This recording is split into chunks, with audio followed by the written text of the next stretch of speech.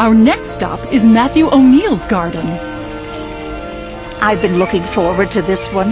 Matthew has the best formal English garden I've ever seen outside of England. Too much trouble to maintain. I'll take my informal New England garden any day. Oh my God! Matthew! No pulse. He's dead. Okay, Doc, Mrs. F., let me get this straight. When the tour group came into the garden, you found Mr. O'Neill just as he is, dead in the middle of the garden with a rose in his hand. That's right, Sheriff. Any idea what he died from, Doc? I haven't the slightest idea. I better take a look around. Mrs. F., you want to stick around, make sure I don't miss anything? Certainly, if you think I can be of some help.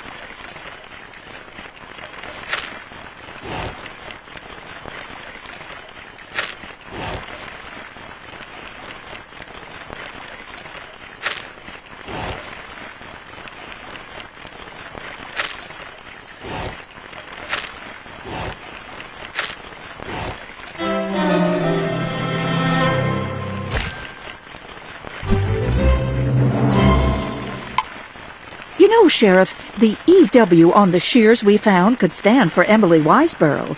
She's lived in the house next door for as long as I can remember. Maybe she saw something. Time to pay her a visit. Emily is probably inside. Maybe we should have a look around before we knock.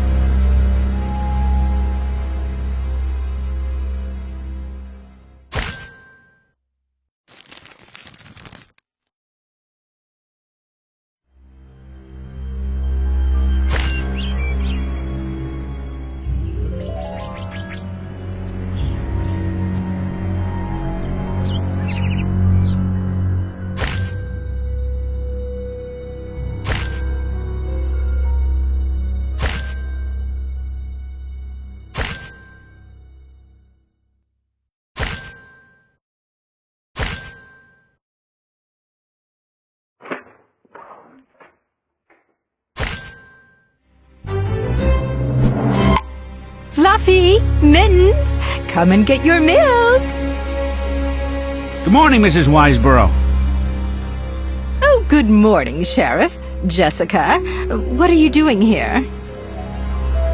Emily, something terrible happened next door. Matthew O'Neill was murdered. Oh, really? Interesting. Yeah, we found these garden shears at the scene with your initials on them. Are they yours? Well, yes, but I had no idea how they got there. What are you implying? No matter what some people might say, I had nothing to do with anything. Of course, but I was wondering if you saw or heard anything unusual next door this morning? Well, there was an argument. A bad one by the sounds of it. You didn't happen to recognize who was doing the arguing? Matt, for one. The other sounded like Jack Delgado. You should have heard the insults they were trading. Well, that is helpful, thank you. Now, on a happier note, I saw you earned an honorable mention ribbon for your roses, Emily. Congratulations. Thank you. Our garden club president, Thomas Pickering, came by earlier to give it to me. What time was he here? Oh, I can't remember exactly. Somewhere around 11 or 11:30. Thanks, Mrs. Wiseborough. You've been very helpful. Sounds like we should track down Jack Delgado so we can ask him about this argument Emily overheard. Hello, Jack. Hi, Mrs. Fletcher. Sheriff, what can I do for you? You can tell us what you were doing at Matthew O'Neill's house this morning. Why? He's dead, Jack. Probably murdered. And his neighbor says she overheard you and Matthew having an argument. Emily Wiseborough? That figures. She's never been one to mind her own business. But yeah, I was there. Matthew wanted me to do some last-minute landscaping before the garden contest got rolling. And? And Matthew didn't like the stones I used to edge his hydrangea beds, and he's the one who picked them out. He said he wasn't going to pay for the work I'd done. Emily said the argument became rather personal. Yeah, I guess it did. Matthew had a way of getting under people's skin. Look, I admit I yelled at the guy, but I didn't kill him. Did he have any enemies? Well, Emily, for one. Her cats were always coming over and using his gardens as a litter box. Matthew hated that. Uh-huh. Anyone else? Just Avery Donaldson, Matthew's arch-rival. Those two go head-to-head for first place in the garden competition, and every year for the past 5 years, Avery wins. If Avery always beat Matthew, that doesn't give him much of a motive to kill him. Losers have been known to kill winners, but seldom the other way around.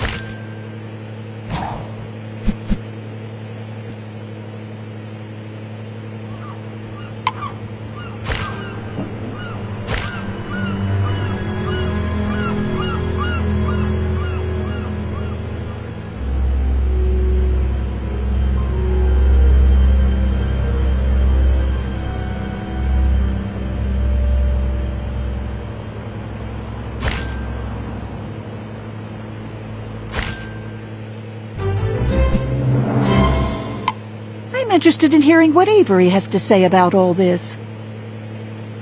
Let's go find out. Hello, Jessica. Sheriff Metzger. I presume you're here because of Matthew O'Neill's death. Word travels fast. Well, let me save you some trouble. It's true that Matthew and I were rivals in everything from Halloween decorations to Christmas lights, but it was always a friendly rivalry. I wished him no ill. A friendly rivalry, in spite of Matthew's temper? Well, he was always pretty easy to get riled up. Don't take this the wrong way, Mr. Donaldson, but where were you around 11:30 this morning? That's easy. I was at Maine Coast Garden Supply, buying some mulch. Your garden is lovely, Avery. I've never seen anyone have so much success at growing tropical plants as far north as New England. The secret is my greenhouse. It allows the more tender plants to get a head start. You mind if we take a look around? Be my guest.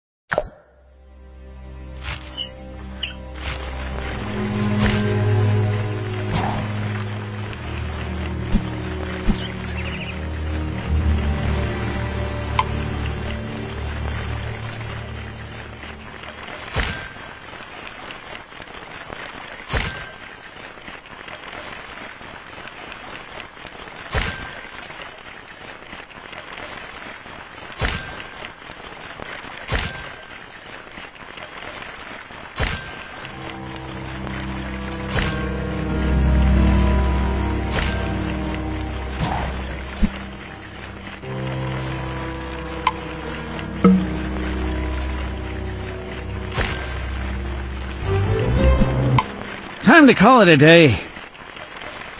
Tomorrow morning I'd like to stop by the Garden Club office. Maybe Thomas Pickering can shed some light on things. Hello, Thomas. Are we interrupting you? Not at all, Jessica. Sheriff, come on in. Mr. Pickering, I was hoping you might remember what time you visited Mr. O'Neill to judge his garden. Based on the time displayed on Matthew's broken watch, it's possible that you were the last person to see him alive. I think it was around 11 or so yesterday morning. I can't quite remember the exact time, but I can assure you that Matthew was very much alive when I left. Did you know about the rivalry between Mr. O'Neill and Avery Donaldson? Well, of course, everyone in the garden club knew about that. But I don't think Matthew ever got upset over it. What did he get upset over?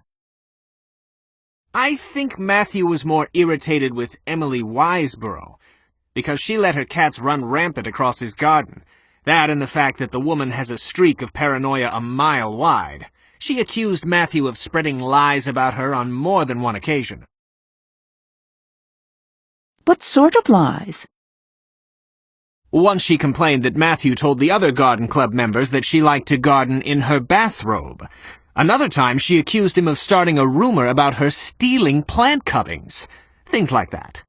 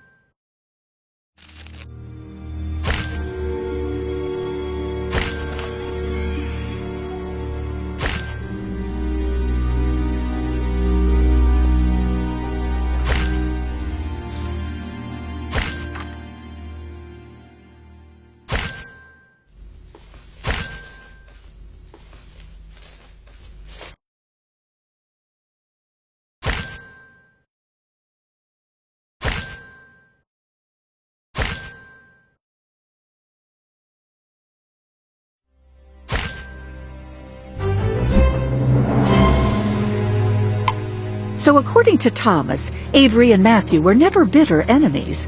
But I still think we should follow up on Avery's alibi. Yeah, who knows? He could have altered that credit card receipt any number of ways to make it look like he was at the garden center at the time the murder took place. Good morning, Carol. How are you? Better now. Finding Matthew dead like that yesterday was quite a shock. Of course. Sheriff Metzger and I spoke with Avery Donaldson yesterday. He said that at the time Matthew was killed, he was here shopping. You wouldn't happen to have the original copy of his credit card receipt, would you? I think so. It's somewhere around here. You're welcome to look for it. This place gets to be such a mess, and I never seem to have the time to organize it.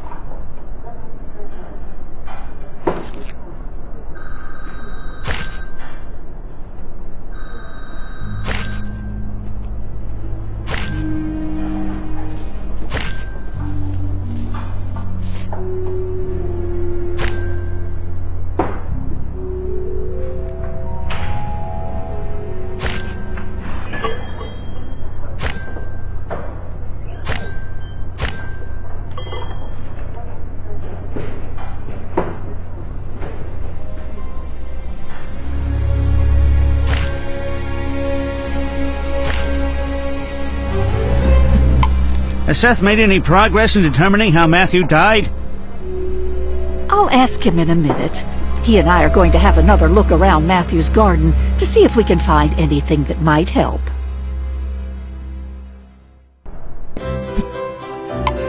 The time of Matthew's death does match the time on his broken watch, 11:30 yesterday morning, and I've determined that he was poisoned.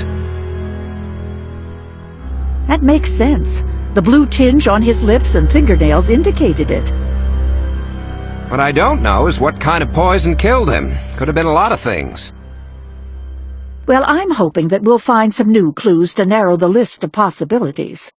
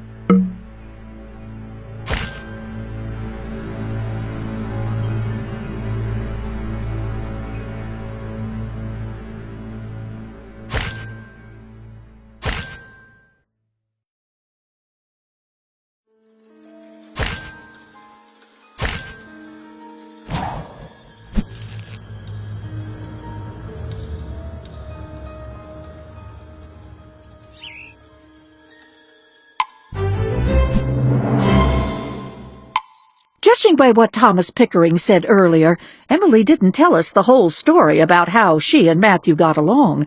Mort and I should probably speak with her further.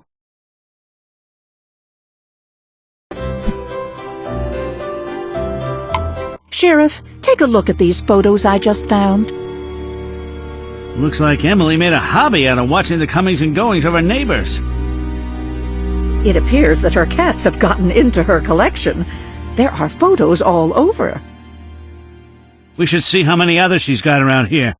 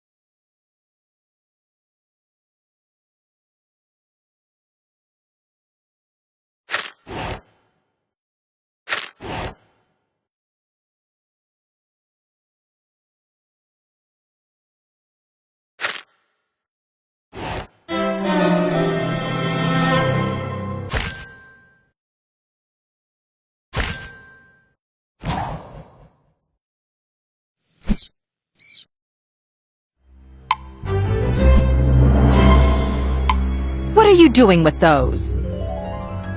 Just having a look around, Mrs. Wiseborough. You got quite a talent for photography. Did you keep tabs on who came and went next door? Maybe I did. It seemed a prudent thing to do.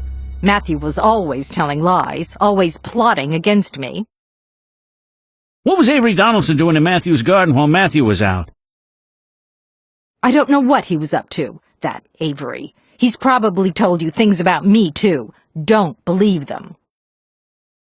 Okay, ma'am. We were curious, Emily, as to why you showed so little emotion at the news that your next-door neighbor had just been murdered.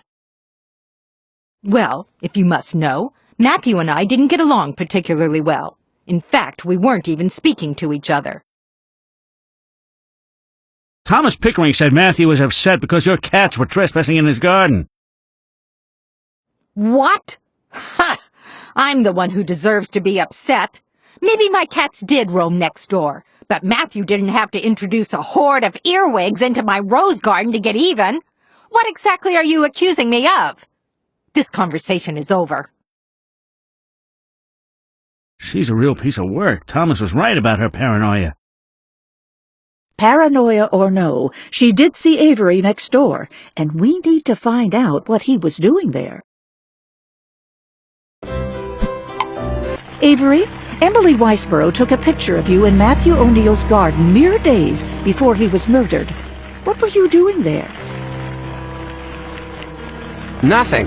I mean, I was there, but I was just trying to find out why Matthew was sneaking around my garden. Matthew was over here without your knowledge?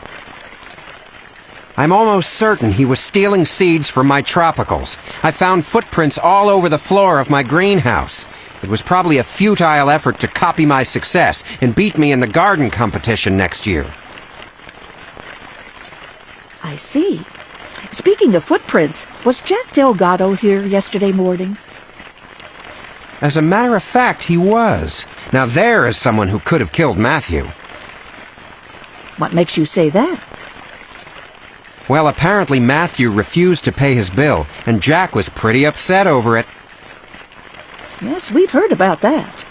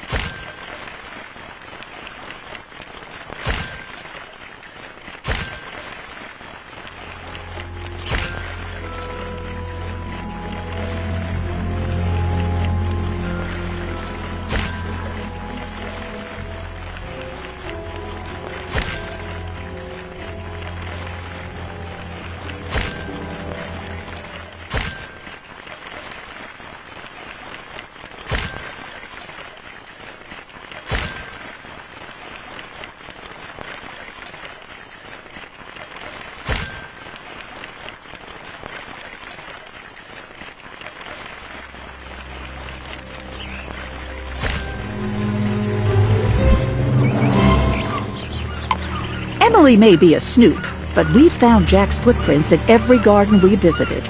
Maybe he can shed some more light on the situation. Taking his gloves back to him is as good an excuse as any to speak with him again.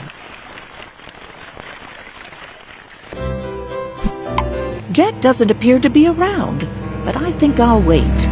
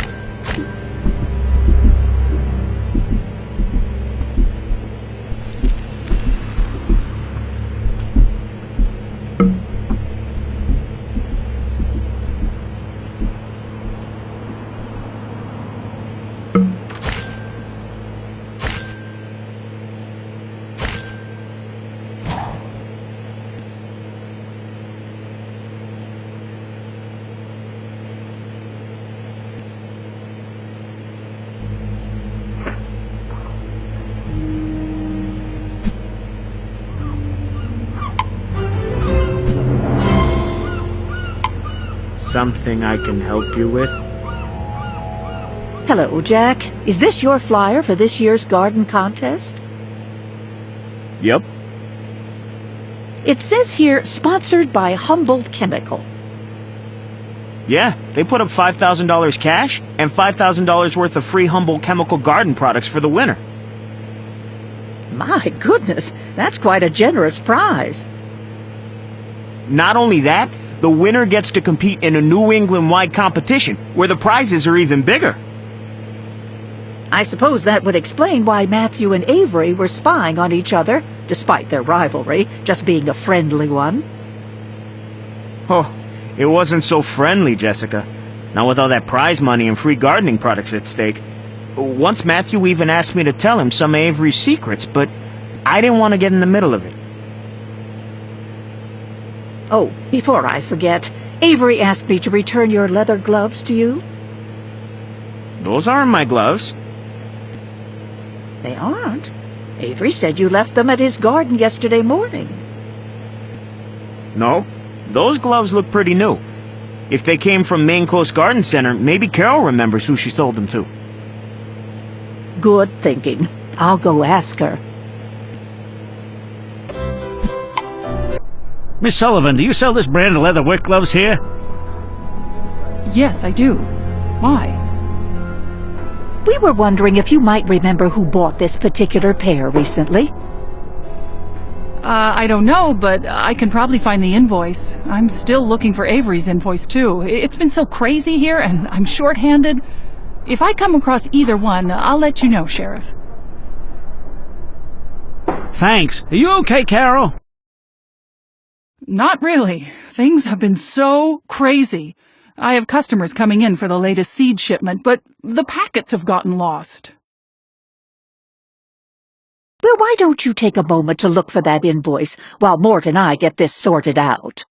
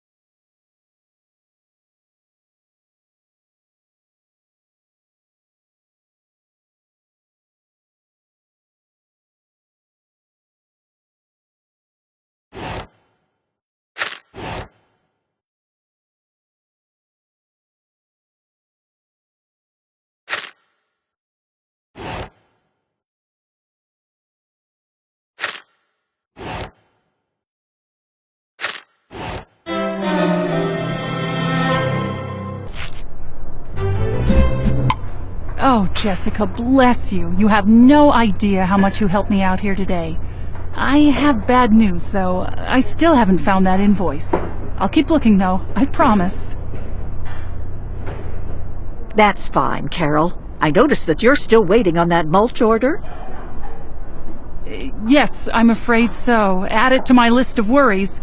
I've got customers clamoring for it left and right. There you are. The final toxicology results from Matthew's autopsy have come in. The poison was definitely ricin. Are you sure? Absolutely. It must have been introduced through the small punctures I found in his hand, since there was no trace of any poison in his stomach and no other visible wounds. The rose in Matthew's hand. Maybe the punctures were inflicted by the thorns on the rose he was holding when we found him. They certainly could have been. Kind of makes the ownership of those reinforced leather gardening gloves Avery found all the more important. I wonder if it's possible to trace a flower back to the person who grew it. It is, if the flower is fairly rare. And the person to ask about this flower would be Thomas Pickering. Any chance you could tell us what kind of rose this is, Mr. Pickering? It's a Verona rose. Very rare. How many people in Cabot Cove grow Verona roses? As far as I know, just one, Emily Wiseborough. She's actually gained some notoriety among rose enthusiasts because of her Veronas. Is that why she earns at least an honorable mention in the garden competition every year? It's fair to say so, and she really does an excellent job with them. Would you mind if we poke around a little while we're here? Not at all.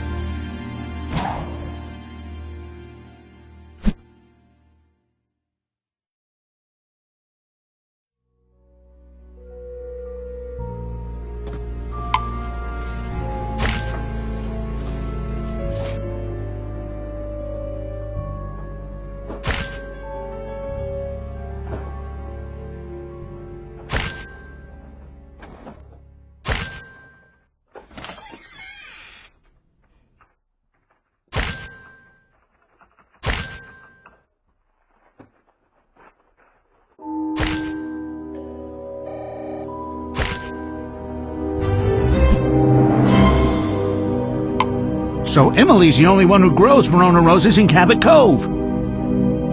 Don't jump to any conclusions, Sheriff. If she grew the murder weapon in her garden, she has a lot of explaining to do, starting now. Emily, do you mind if we take a look at your rose bushes? Go ahead. They are award-winning, you know.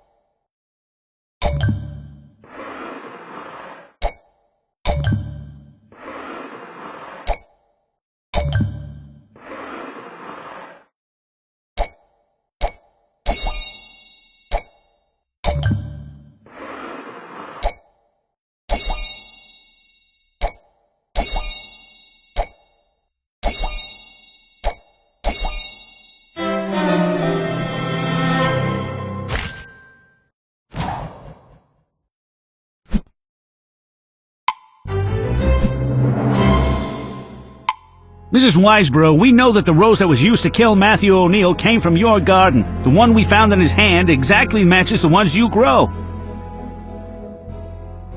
I didn't kill Matthew. The evidence points to you, I'm afraid. You had means, motive, and opportunity. I can prove I didn't kill him. I was on the phone with my sister in California at the time that Matthew was killed. The telephone records will bear this out, Sheriff. Besides, anyone could have come into her yard, and where would she have obtained the ricin? You got a point there. Emily, did you ever have any reason to suspect that the garden competition was being rigged in Avery's favor? I always suspected that Thomas and Avery had some sort of special arrangement that kept Avery in first place every year. What made you think this?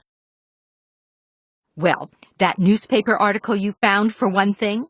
After Thomas retired from Humboldt Chemicals, he used his connections with the company to increase the competition's prize and prestige in New England. He neglected to tell us he used to work for Humboldt Chemicals. Is that why he was made president of the garden club? Yes, it's also why our friendly garden exhibition turned into the fiercely contested event it is today. Everyone's spreading tales about everyone else. With so much at stake in the garden competition, it would be surprising if there wasn't cheating involved. And it all started when Thomas became president of the club. We need to talk to him and find out if Emily's claim that Thomas and Avery had the competition rigged is true. Okay, Mr. Pickering, level with us. How did Avery Donaldson really win first place in the garden competition year after year? His garden is consistently the best. That's all there is to it. Thomas, what exactly did you do before you came to Cabot Cove? I used to be a chemist. Why didn't you tell us that before? I didn't think it was relevant. I'm afraid it is relevant, Thomas, since Matthew was murdered with ricin, a poison that was chemically extracted from castor beans. And that's something you'd have the knowledge to accomplish. My work at Humboldt Chemicals is what got me interested in how chemistry could improve gardening, but it isn't a reason to suspect me of murder. Besides, I don't have access to castor beans. He has a point.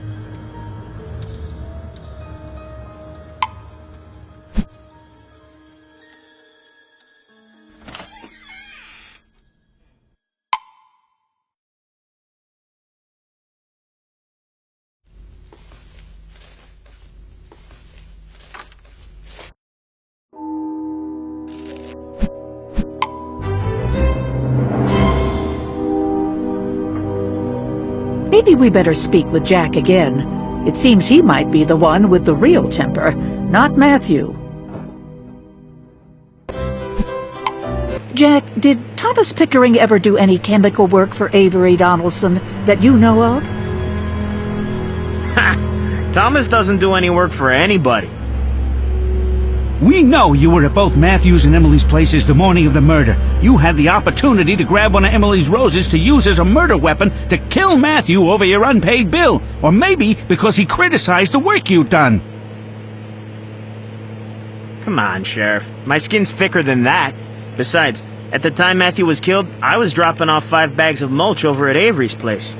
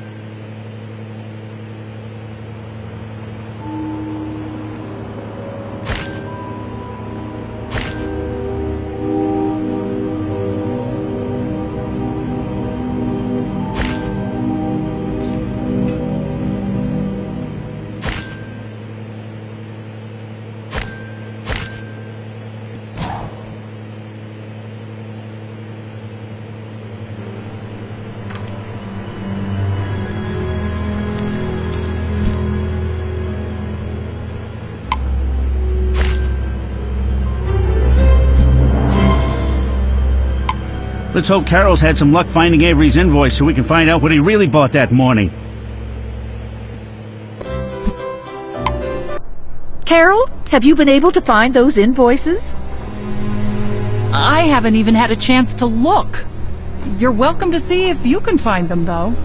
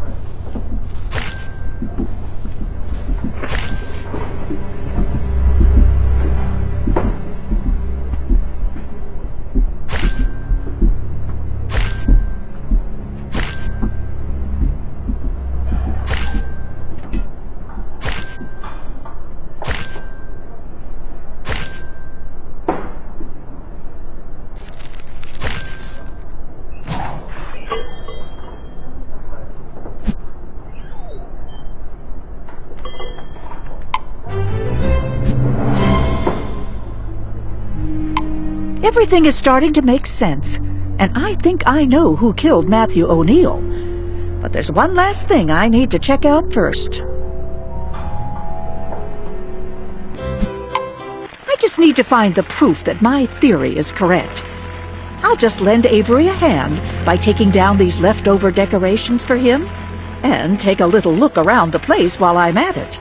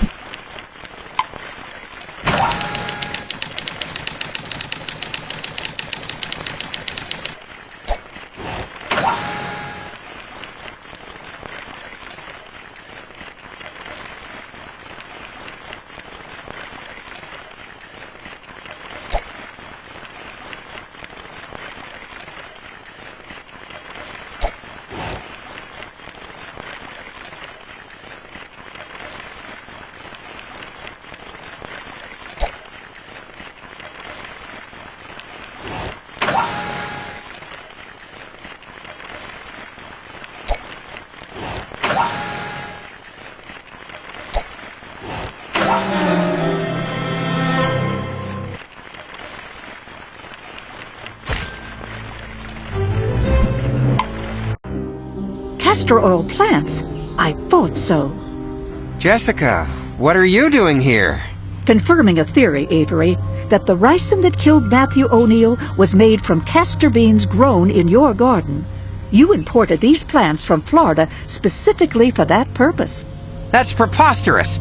I have no idea how to make ricin from castor beans. Besides, you seem to have forgotten that I have an ironclad alibi courtesy of the Maine Coast Garden Center. I know that. That's why you needed an accomplice, Thomas Pickering. Between his background as a former chemist and your access to the raw materials for ricin, you made a perfect team. And while you were busy establishing your alibi at the garden center, Thomas was delivering a ricin-tainted rose to Matthew O'Neill. You're correct that Thomas and I were a team, but the only thing we're guilty of is rigging the garden contest.